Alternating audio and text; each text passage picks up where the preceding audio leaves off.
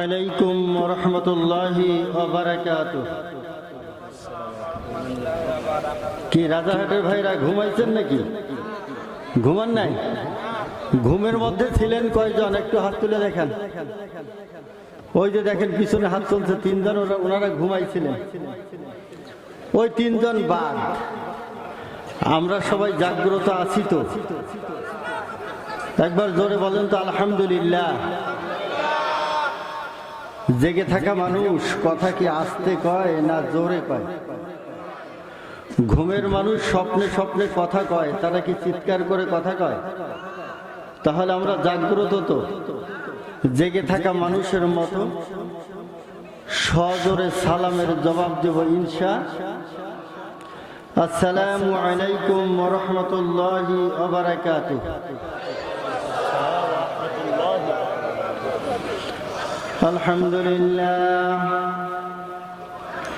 আলহামদুলিল্লাহ নাহমাদুহু ওয়া নাস্তাঈনুহু ওয়া নাস্তাগফিরুহু ওয়া নু'মিনু বিহি ওয়া নাতাওয়াক্কালু আলাইহি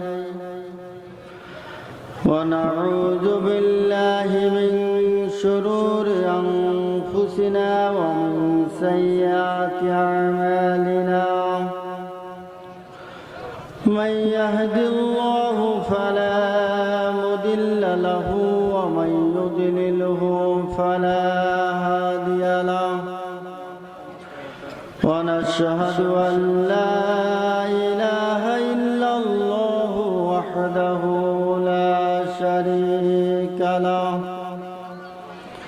ونشهد أن محمدا عبده ورسوله فقد قال الله تعالى في كلامه المجيد وفرقانه الحميد: أعوذ بالله من الشيطان الرجيم. بسم الله الرحمن الرحيم. بل هو قرآن مجيد في لوح محفوظ. وقال رسول الله صلى الله عليه وسلم: اقرأوا القرآن فإن الله تعالى لا يعذب قلبا وعن القرآن وإن هذا القرآن مثوبة الله ومن دخله فهو آمنا ومن أحب القرآن فليبشر أو كما قال رسول الله صلى الله عليه وسلم. وإذا نقل الله تعالى في شان حبيبه محمد رسول الله صلى الله عليه وسلم: إن الله وملائكته يصلون على النبي يا أيها الذين آمنوا صلوا عليه وسلموا تسليما. اللهم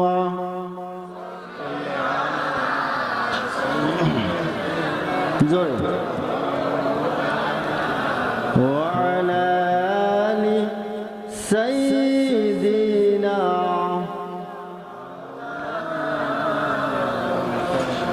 মনে মনে ভাবি একা বসে নিরালায় রে, পাখি হলে উড়ে যেতাম সোনার মদিনায় রে, সোনার মদিনায় রে। আল্লাহুম্মা। দরুদ পড়ার সাথে সাথে আমরা ফাঁকাগুলো পূরণ করি। এই বাবারা, তোমরা সবাই উঠে আসো তো সামনে। এই দাঁড়াও দাঁড়াও, সবাই সামনে চলে আসো। ওয়ালা আলি সাইয়্যিদিনা, মারহাবা মারহাবা। এ বাবা তোমরা 2-3 জন ওঠো না কেন, উঠে আসো। আল্লাহুম্মা সাল্লি আলা, এই পিছনের লাল কালো জ্যাকেট বাবা, তুমি একা একা থাকলে কেন, আসো না কাছে। ওয়ালা আলি সাইয়্যিদিনা,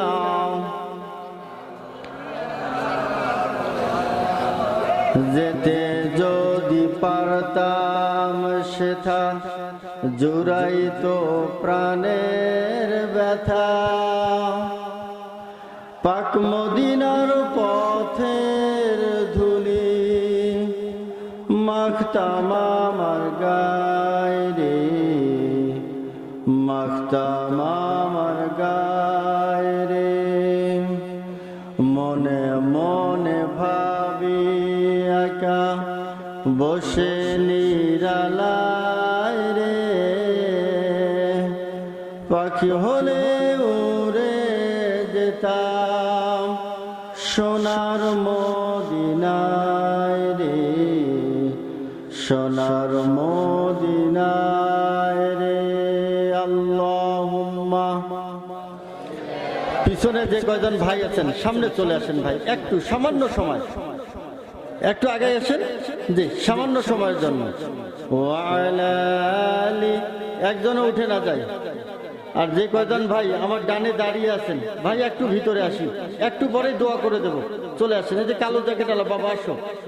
ওয়ালা আলি সাইয়্যিদিনা, সাইকেল আলা বাবা, সাইকেল এই যে খুঁটির সাথে রাখো, চলে আসো। এই তোমরা 3 জন দাঁড়িয়ে থাকলে কেন, এই পাশে এই পাশে এই পাশে আসো, এই পাশে ফাঁকা বেশি। আল্লাহুম্মা সাল্লি আলা,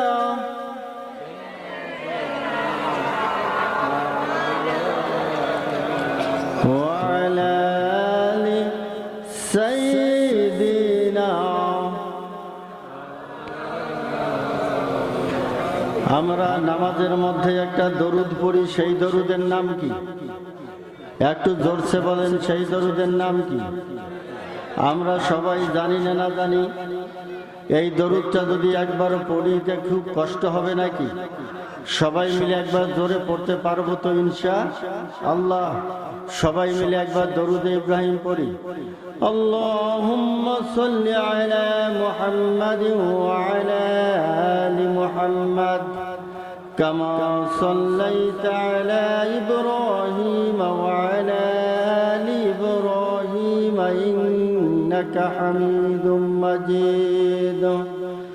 اللهم بارك على محمد وعلى آل محمد كما باركت على إبراهيم وعلى آل إبراهيم إنك حميد مجيد। এই দরুদ পড়াতে আপনারা বেজান না খুশি? অল্প না বেশি? খুশি হলে প্রশংসা করব কার? আল্লাহর প্রশংসা করলে কি বলতে হয়? সবাই জোরসে বলে আলহামদুলিল্লাহ। ভাইরা আমার, এত রাতে, রাত বাজে প্রায় 11টা, হাজার হাজার মানুষের কানে এই মাইকের আওয়াজ এখন যাচ্ছে। কয়েকদিন ধরে মাইকিং করা হয়েছে, হাজার হাজার মানুষ শুনছে কি শোনে নাই? এই হাজার মানুষ থেকে পৃথক করে আমাদের মতো কয়েক শত মানুষকে আল্লাহ রব্বুল আলামিন এখানে একত্রিত করেছেন। এর জন্য আমরা বেজান না খুশি? আসলে আমাদেরকে কবুল করেছেন কে? এজন্য চিৎকার করে আর একবার বলি আলহামদুলিল্লাহ। সবাই বলি ইয়া রব্বি লাকাল হামদু কামা ইয়ানবাগি লিজালালি ওয়াজহিকা ওয়া লিআযীমি সুলতানিকা। আমরা যে বাগানে বসে আছি, এটা কিসের বাগান? আরো জোরে বলেন, কিসের বাগান? ভাইরা আমার, এই শীতের রাতে আমরা কষ্ট করে বসে আছি, আমরা জানি এটা বেহেশতের বাগান। পাশেই আমাদের একটা বড় বাজার। বুখারী শরীফের হাদিস, আল্লাহ রাসূল বলেছেন, শাররুল বিকাই আসওয়াকুহা, জমিনের মধ্যে সবচেয়ে খারাপ জায়গা হলো বাজার। সবচেয়ে খারাপ জায়গার নাম কি?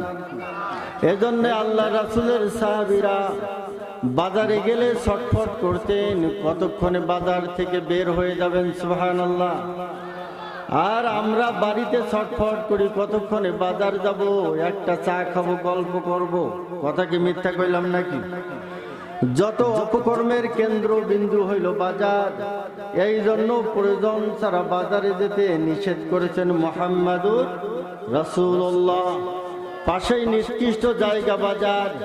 আপনার আমার চেয়ে অনেক সুন্দর মানুষ, আপনার আমার চেয়ে অনেক জ্ঞানী মানুষ এখনো বাজারে আছে না নাই?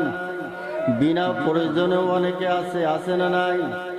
অনেকে চা খাচ্ছে, গল্প করতেছে, কোনো কাম নাই, আছে না নাই?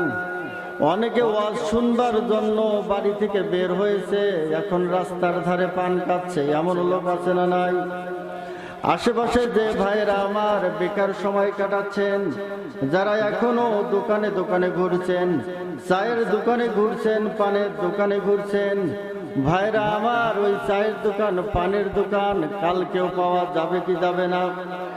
আল্লাহ হায়াতে রাখলে আগামীকাল আবারও চা পাবো, পান পাবো, কিন্তু এই জান্নাতের বাগান আগামীকাল কি আর পাওয়া যাবে নাকি? ও ভাইরা আমার, জান্নাতের বাগান এখানে বছরে একবার বসে, আবার যদি একটা বছর আল্লাহ হায়াত দেয় তাহলে আমি পাবো।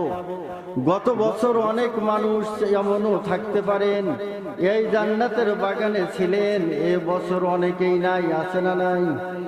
আমাদের মধ্যে কে থাকবো কে থাকবে না তাও তো জানি না। তাই ভাইরা আমার, হায়াতের সদ্ব্যবহার করেন। আশেপাশে যে ভাইগুলো আছেন একটু দয়া করে অনুরোধ করি, ভাইরা আমার, সুযোগ আল্লাহ করে দিয়েছেন, একটু জান্নাতের বাগানে বসে যান, আল্লাহ কবুল করুক বলে আমিন। এই জান্নাতের বাগানে বসে আমরা বেজান না খুশি? এখানে বসলেই লাভ আছে না নাই? আল্লাহ রাসূল সাল্লাল্লাহু আলাইহি ওয়াসাল্লাম বলেছেন, আনাস ইবনে মালিক রাদিয়াল্লাহু তাআলা আনহু, অনেকগুলো ফজিলতের মধ্যে শুধু আমি একটা বলবো। আনাস রাদিয়াল্লাহু তাআলা আনহু থেকে হাদিস আসছে, কোথাও যদি কুরআনুল কারীমের আলোচনা করা হয়, কোথাও যদি জিকিরের মজলিস বসানো হয়, আল্লাহর বান্দারা যদি আল্লাহর ভালোবাসায় ওই মজলিসে বসে যায়, বসার সাথে সাথে আল্লাহ ওই বান্দার অতীত জীবনের সমস্ত গুনাহ মাফ করে দেয়। জোরে বলি সুবহানাল্লাহ। আমাদের গুনাহ আছে না নাই? শুধু ছোট বাচ্চাদের গুনাহ নাই, পাগলের কোনো গুনাহ নাই। ও ভাই, বর্তমান দুনিয়ায় যারা আমরা আছি, আমরা সবাই গুনাহগার। শুধু নবীরা ছিলেন নিষ্পাপ আর মাসুম। আমরা যারা আছি আপনারাও গুনাহগার, আমিও গুনাহগার। বক্তারও গুনাহ আছে, শ্রোতারও গুনাহ আছে না নাই? ইমাম সাহেবেরও গুনাহ আছে, মুসল্লিরও গুনাহ আছে না নাই? গুনাহ নিয়ে কি কবরে যাব নাকি? আমরা আল্লাহর কাছে চাইবো আল্লাহ যেন মাফ করে দেন। এই গুনাহ মাফ করার দরকার আছে না নাই? কার কার দরকার নাই? সবারই দরকার আছে। যার যার গুনাহ মাফের দরকার আছে একবার হাত তুলে দেখাই, নারায়ে তাকবীর। সবাই বলে আল্লাহ। আমরা এখানে এসেছি, জান্নাতের বাগানে বসেছি, আমাদের অতীত জীবনের সমস্ত গুনাহ খাতা মাফ করে দাও। বলি আমিন। হাত নামান। ভাইরা আমার, আমাদের সমাজে এখন একটা ব্যাপার দাঁড়াইছে, সবাই শুধু বোনাস করছে। বোনাসের বাটি আছে না নাই? যেমন ধরেন, যদি আপনি সাবান কেনেন, সাবানের সাথে ছোট্ট একটা শ্যাম্পু ফ্রি দেয়, দেয় না? না দেয়? টয়লেট ক্লিনার যদি কেনেন তার সাথে ব্রাশ ফ্রি, আবার পেস্ট কিনলে তার সাথে দাঁতের ব্রাশ ফ্রি, আছে না নাই? দুনিয়ায় সবখানে যেখানে বোনাস চলছে, গ্রামীণ ফোনেও এত মিনিট কিনলে এত মেগা আবার বোনাস, আবার এত টাকা দিয়ে কিনলে এত মিনিট বোনাস, আছে না নাই? আল্লাহ রব্বুল আলামিন, আপনার আমার সৃষ্টিকর্তা, আল্লাহকে ভালোবেসে যদি জান্নাতের বাগানে বসে, এখানেও বোনাস আছে না নাই? এই বোনাস নিতে আমরা রাজি আছি তো? কে কে রাজি আর নাই? সবাই রাজি? সেই বোনাসটা কি একবার শুনে যাই।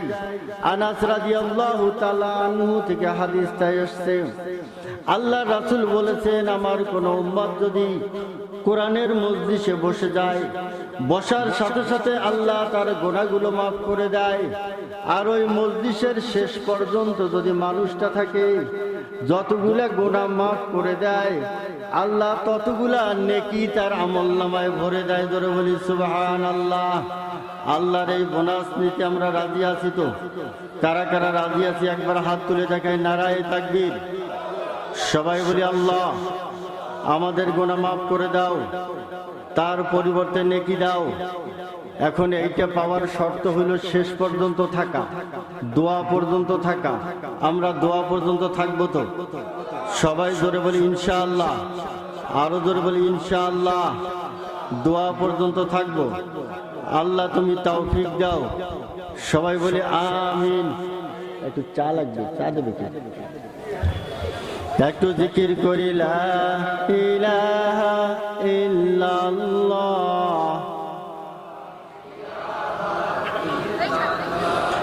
লা ইলাহা ইল্লাল্লাহ। এই বাবা, লা ইলাহা ইল্লাল্লাহ, লা ইলাহা ইল্লাল্লাহু মুহাম্মাদুর রাসূলুল্লাহ সাল্লাল্লাহু আলাইহি ওয়াসাল্লাম।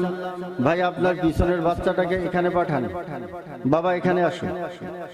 হ্যাঁ তোমাকে তোমাকে জি তোমাকে আমার কাছাকাছি আসো। আল্লাহ এই বাবাটাকে কবুল করে নিক। ধরে বলে আমিন।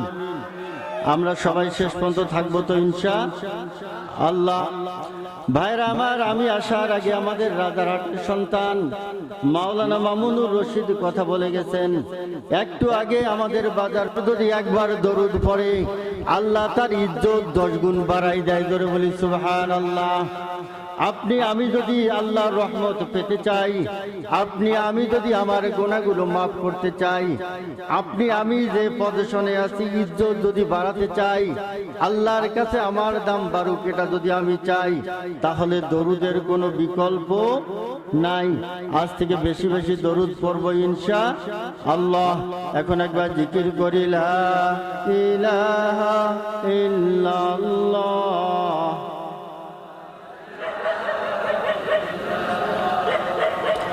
লা ইলাহা ইল্লাল্লাহ,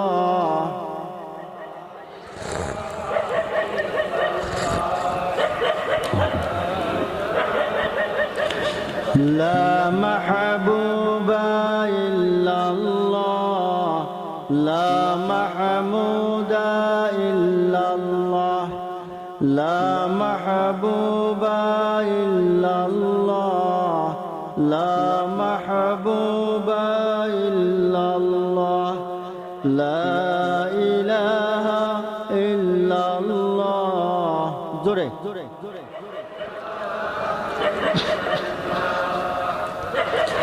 লা ইলাহা ইল্লাল্লাহ মুহাম্মাদুর রাসূলুল্লাহ সাল্লাল্লাহু আলাইহি ওয়াসাল্লাম। ভাইরা আমার, আমরা যে জমিতে বসে আছি এই জমিনটা কার? আমাদের মাথার উপর যে আসমান, ওই আসমানটা কার? আমরা এই দুনিয়ায় আসার আগে ছিলাম কার কাছে? এখন যে দুনিয়াটা আছি এই দুনিয়ার মালিক কে? আবার দুনিয়া ছেড়ে যেদিন চিরদিনের জন্য চলে যাবেন যাব, তখন যাব আবার কার কাছে? এই সাথে সাথে আরেকটা সুন্দর করে জবাব দেন। এই মাদ্রাসায় একখানা কিতাব পড়ানো হয়, একখানা বই পড়ানো হয়।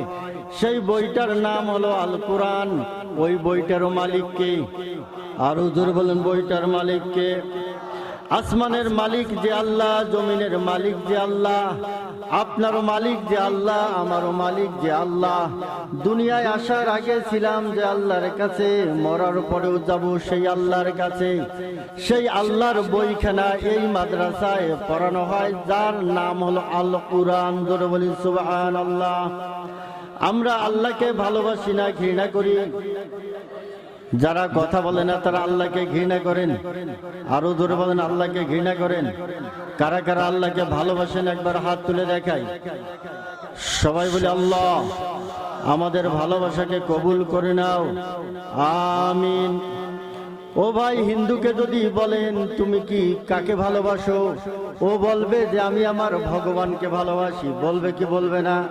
খ্রিস্টানকেও যদি বলেন তুমি কি কাকে, তোমার সৃষ্টিকর্তাকে ভালোবাসো, ও বলবে যে আমি আমার গড বা ঈশ্বরকে ভালোবাসি। একজন মুসলমান তার জীবনের চেয়েও বেশি ভালোবাসি আমরা কাকে? আমাদের মালিক তিনি কে? আল্লাহকে আমরা সবাই ভালোবাসি। ভালোবাসি ভালোবাসি বললে তো হবে না, কামে প্রমাণ করে দিতে হবে। কথা ঠিক না ভাই? ঠিক। মনে করেন আমার একটা ছেলে আছে, ছেলেটা সকালে এসে আমাকে বলে যে বাবা তোমাকে খুব ভালোবাসি।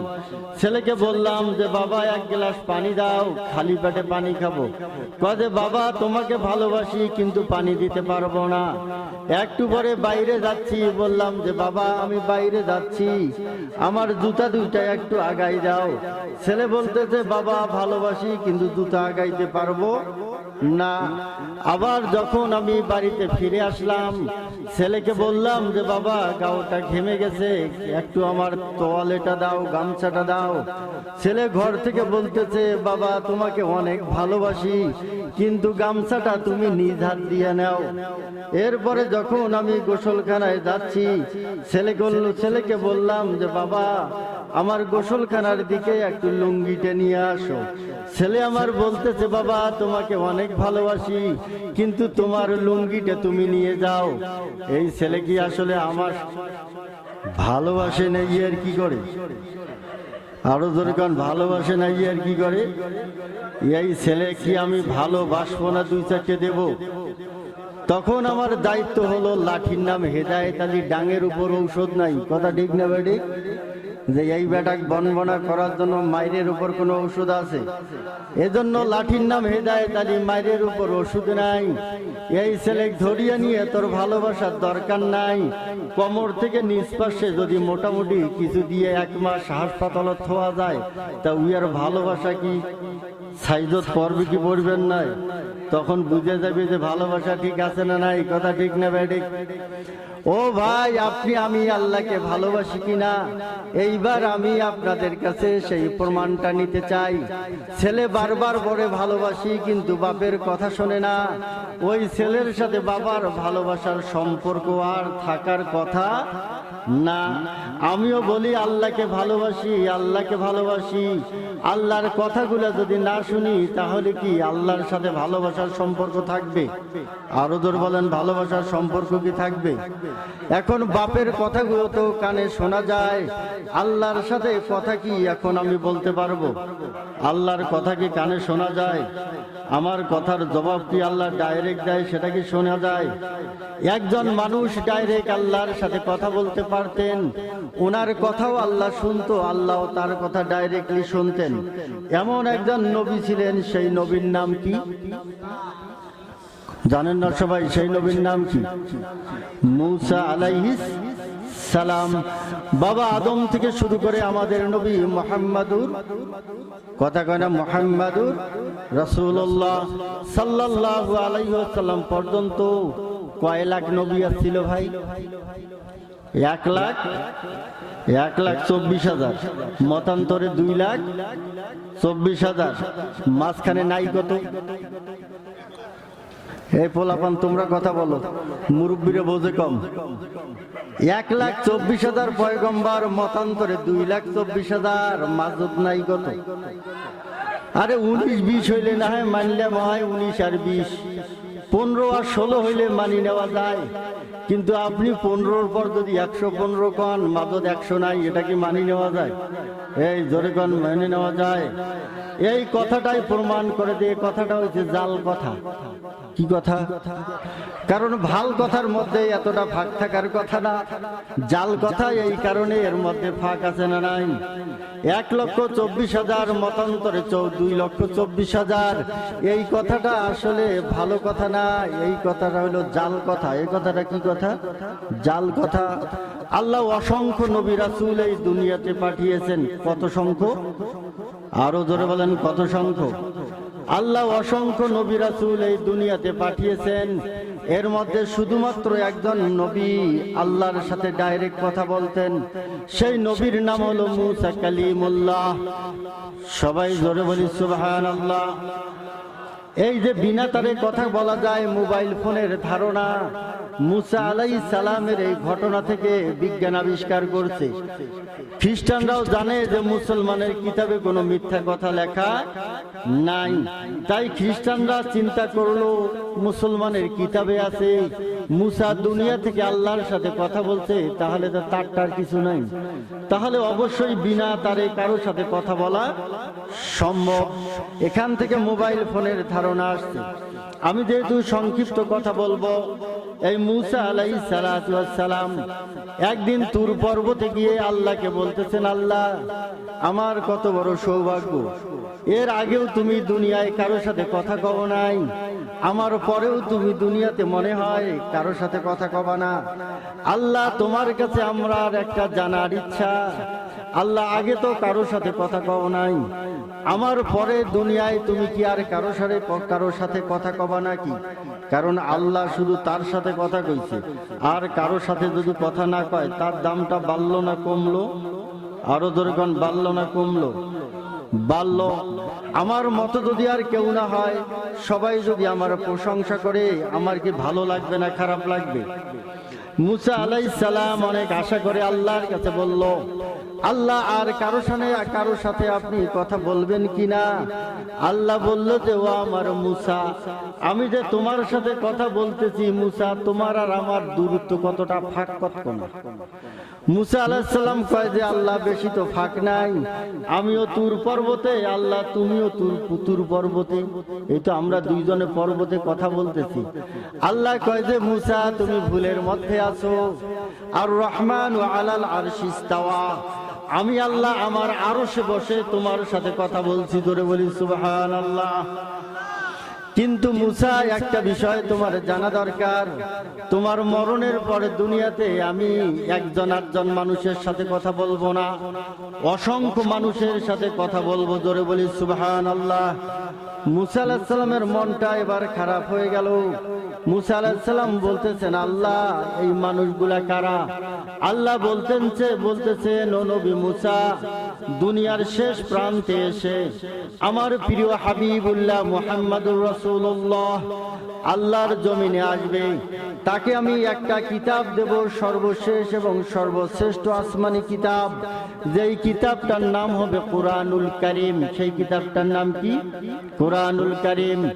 ওই নবী এবং তার উম্মতেরা যখন এই কোরআনটা খুলে তেলাওয়াত করতে থাকবে, ও মুসা আরশ থেকে তো আমি তোমার সাথে কথা বলছি, ওই উম্মতেরা যখন কোরআন খুলে পড়তে থাকবে, আমি আল্লাহর সাথে তাদের সরাসরি কথা হবে। জোরে বলি সুবহানাল্লাহ।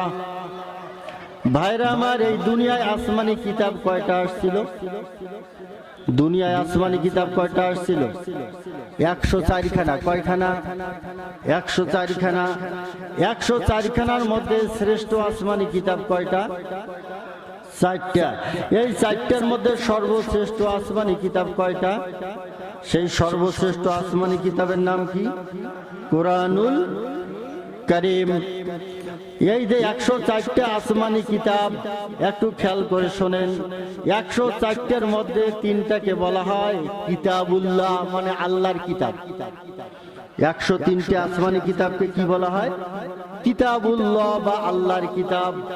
কিন্তু পবিত্র কোরআনের 2টা নাম, একটা হলো কিতাবুল্লাহ আর একটা হলো কালামুল্লাহ। ধরে বলি সুবহানাল্লাহ।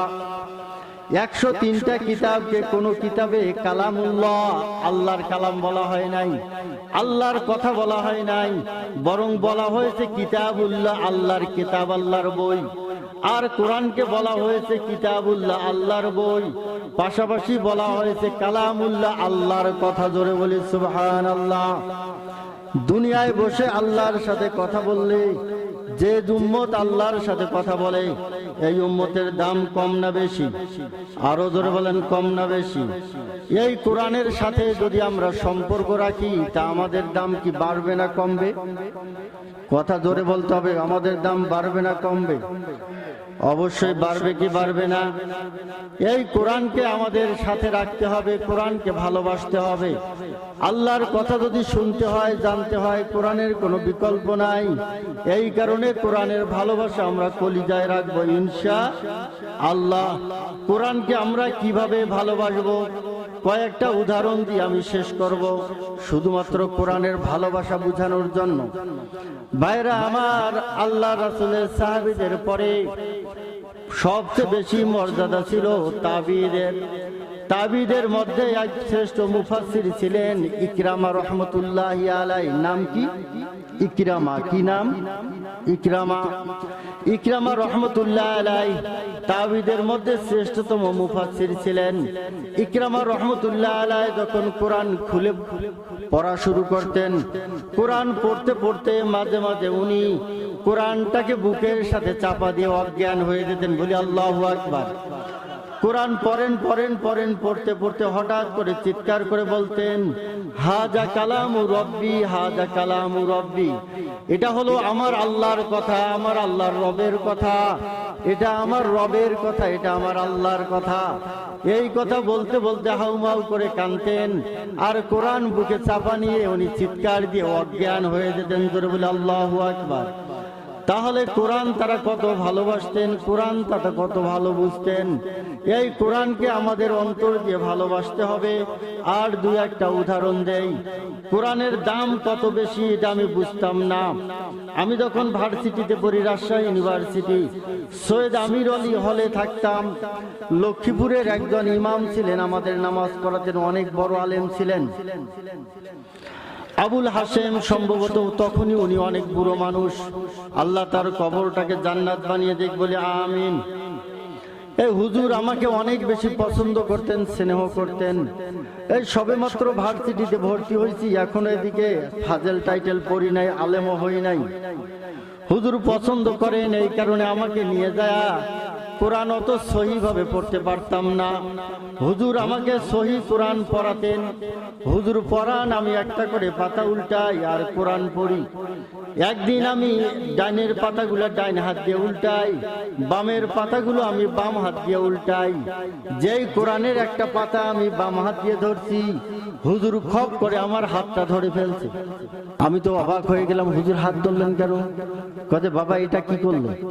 আমি বললাম কেন হুজুর, সমস্যা? হুজুর বলতেছে এটা কার কালাম? আমি বললাম আল্লাহর কালাম। এখানে কার কথা লেখা আছে? আমি বললাম আল্লাহর কথা লেখা আছে। বাবা তুমি যখন কোরআন পড়ো কার সাথে কথা কও? আমি বললাম যে আল্লাহর সাথে কথা কই। আল্লাহ যদি পবিত্র হয় তার কালামও পবিত্র, আল্লাহ যদি পবিত্র হয় তার কথাও পবিত্র। আর পবিত্র কালামকে তুমি কিভাবে বাম হাত দিয়ে উল্টাও? আল্লাহু আকবার। তাহলে কোরআনকে আপনা আমাকে কিভাবে ভালোবাসতে হবে, কতটা দাম দিতে হবে। আর একটা ঘটনা আমি বুঝাই, আপনাদেরকে আরো ভালো বুঝতে পারবেন কোরআনের দাম কত বেশি, কিভাবে ভালোবাসতে হবে। এই যে 2020 সালে করোনাকালীন সময়, করোনার সময় কি স্কুলগুলো খোলা ছিল? সমস্ত স্কুল মাদ্রাসা বন্ধ, শুধুমাত্র একটা মাদ্রাসা খোলা। সেই মাদ্রাসা কোন মাদ্রাসা? হাফিজি মাদ্রাসা। কোন মাদ্রাসা? হাফিজি মাদ্রাসা। আমি চিন্তা করলাম কবে মাদ্রাসা খুলবে, ঠিক ঠিকানা নাই। আমার বাচ্চাটা বাড়িতে বসে বসে যদি মোবাইল ফোনে গেম খেলে আর মাঠে গিয়ে যদি ক্রিকেট খেলে, ওই বাচ্চাকে আবার দিনের লাইনে ফেরানো কি সম্ভব হবে? ওটা তো বুনিয়া হয়ে যাবে, ফেরানো সম্ভব না। আমার বাচ্চাকে আমি ভর্তি করে দিলাম ওই তিস্তা মডেল হিফজুল কোরআন মাদ্রাসা ফাতেমাতুজ জাহরা, যেটাকে আমরা বলি। ওইখানে হেফজখানার যিনি প্রধান, হাফেজ তানভীর ভাই, আমার সিনিয়র বন্ধু। সাতদরগা আলিয়ায় পাশাপাশি রুমে থাকতাম। ভাইটার হাতে সন্তানটাকে তুলে দিলাম, ভাই যতদিন এই করোনা শেষ হয় নাই, আমার বাচ্চাকে আপনি একটু সহি করে কোরআন শিখাই দেন। হাফেজ তাজবীর ভাই গ্রহণ করলেন। আমার বাচ্চাকে উনি কোরআন শিখাতে থাকলেন। আমারও মনটা কি খুশি না বেজার? মনটা খুশি। এইবার ভাইয়েরা, আমার কথা না বলি স্টেজে, এইবার একটু মনোযোগ দিয়ে শোনার চেষ্টা করেন। আমি মনে করেন যে ক্লাস 9-এ যখন পড়ি তখন থেকে ইমামতি করি। বসেন, আপনারা বসেন, ব্যবস্থা আমার, টেনশন করা লাগবে না, বসেন। আমি যখন ক্লাস 9-এ পড়ি তখন থেকে আমি ইমামতি করি। আমার ইমামতির বয়স 35 বছরের উপরে। তা 35 বছর ধরে একটা মানুষ ইমামতি করি। এদিকে টাইটেল পাস করছি, আমি যেবার টাইটেল পাস করছি কুড়িগ্রাম জেলার মধ্যে আমার সর্বোচ্চ নম্বর পাইছি, আলহামদুলিল্লাহ। তাও আবার টাইটেল পাস করছি তাফসিরের উপর। ভার্সিটিতে পড়ছি, সেখানেও ভালো রেজাল্ট করছি। 35 বছর ধরে ইমামতি করি। তারপরেও আমি কতটা মূর্খ এবার আপনারা বুঝতে পারবেন। তখন এইরকম পৌষ মাস, এবার প্রচন্ড কুয়াশা। এই শীতের দিন সকালে আমি আমার ছেলেটাকে বাড়ি থেকে নিয়ে গেছি। ওই মাদ্রাসায় খুব সকালবেলা। তা আমি তো জানেন কলেজের মাস্টার আর সাধারণ মানুষের আচরণ অনেক সময় ভিন্ন হয়ে থাকে, স্টাইলটাই আলাদা। আমি ওই মাদ্রাসার 4 তলায়, ওইটাও তখন 5 তলা হয় নাই, 4 তলায় হেফজখানা আর বাকি 3 তলায় ক্যাডেট মাদ্রাসা। তাই এই ছোট্ট ছোট্ট নুরানির বাচ্চারা 4 তলায় যায়। একদিন শায়ক মুজিবকে বললাম যে হুজুর, এই ছোট ছোট বাচ্চারা 4 তলায় ওঠে, অনেক কষ্ট হয়, তাই নুরানি আর নাজেরার বাচ্চাগুলো নিচে নামাই দিলে তো বাচ্চাদের কষ্ট কমে যায়। আমি কি ঠিক কইছি না বেঠিক কইছি? যে বাচ্চাগুলোকে নিচে নামাই দেন, কষ্ট কমুক।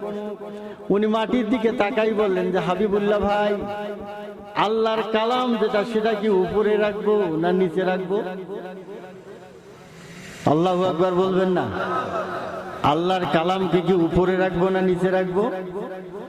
ভাই আপনি বলেন কি আল্লাহর কালাম বাচ্চাদের যত কষ্ট হোক আর 9 তলায় হোক, আমার মাদ্রাসা যত তালা হবে সবার উপরে থাকবে আল্লাহর কালাম। ধরে বলে আল্লাহু আকবার। এটা একটা অভিজ্ঞতা। ওদের ঠান্ডার ভিতরে সকালবেলা কুয়াশা, বাচ্চাকে নিয়ে আমি মাদ্রাসায় গেছি, 2 তলায় উঠতেছি। এক হাতে আমি এইভাবে কোরআনটা নিছি আর বাম হাতে বাচ্চার স্কুলের ব্যাগটা নিছি। বাপ বেটায় হাত ঝাঁকাতে ঝাঁকাতে আমরা উপরে উঠতেছি। 2 তলার সিঁড়ি দিয়ে যখনই আমি উপরে উঠছি, ছোট্ট একটা বাচ্চা 6 থেকে 7 বছর বয়স, সম্ভবত নুরানিতে পড়ে। বাচ্চাটা আমাকে সালাম দিয়ে চলে গেল, আবার দৌড়ে আসছে। দৌড়ে এসে আমার সামনে বলতেছে শায়েখ। খপ করে আমার হাতটা ধরছে, ধরে বলতেছে শায়েখ, এটা আল্লাহর কালাম। আল্লাহর কালামকে আপনি এভাবে ঝুলাবেন না, আল্লাহর কালামটাকে এভাবে বুকে রাখতে হয়। আল্লাহু আকবার। আমি এই কথাটা ভাই জীবনে কোনোদিন ভুলবো না, অনেক জায়গায় বলছি।